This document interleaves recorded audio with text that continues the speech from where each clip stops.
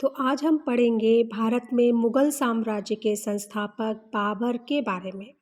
बाबर फरगना का निवासी था जो प्रेजेंट में उज़्बेकिस्तान में स्थित है। बाबर ने सर्वप्रथम पश्चिम से होकर पंजाब में प्रवेश किया। बाबर ने सर्वप्रथम पानीपत का फर्स्ट युद्ध भारत में लड़ा जो कि 21 अप्रैल 1526 में लड़ा गया था। यह युद्ध बाबर और अफ़गान इब्राहिम लोधी के बीच लड़ा गया था। इस युद्ध में विजय के पश्चात बाबर ने कलंदर की उपाधि धारण की क्योंकि उसने उस वक्त विजय के उपलक्ष्य में अपने खजाने अपने रिश्तेदारों और अमीरों के बीच खोल दिए थे। बाबर ने जो भारत में दूसरा युद्ध लड़ा वह खांडवा का युद्ध था जो उसने उस समय के महान शासक राणा सांगा या राणा संग्राम सिंह के खिलाफ लड़ा था। खांडवा आगरा से करीब 40 किलोमीटर दूर स्थित है, परंतु यह युद्ध लड़ना बाबर के लिए आसान नहीं था क्योंकि राणा सांगा की विशाल सेना और उनके बहादुरी के चर्चे सुनकर उसके सैनिक अत्यंत हतोत्साहित थे। तब प्रथम बार बाबर ने भारत में जिहाद का प्रयोग किया और अपने सैनिकों को इस युद्ध के लिए उत्साहित किया।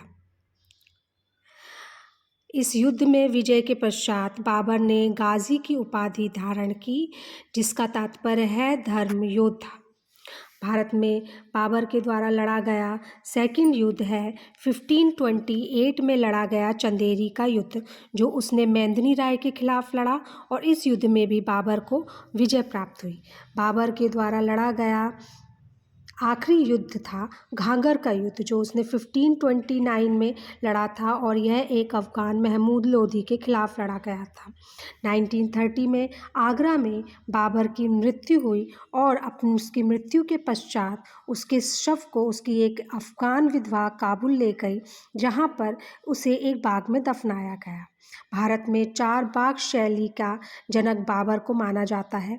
उसके उद्यान प्रेम के कारण ही बाबर को मालियों का मुकुट भी कहा जाता है।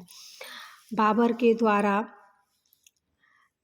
अपनी आत्मकथा चुगतई तुर्की भाषा में लिखी गई थी और उसका नाम बाबरनामा है।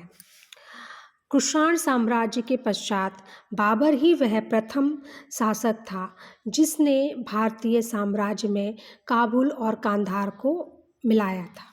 धन्यवाद। आज का सेशन यहीं ख़त्म होता है। अगले सेशन में फिर मिलेंगे।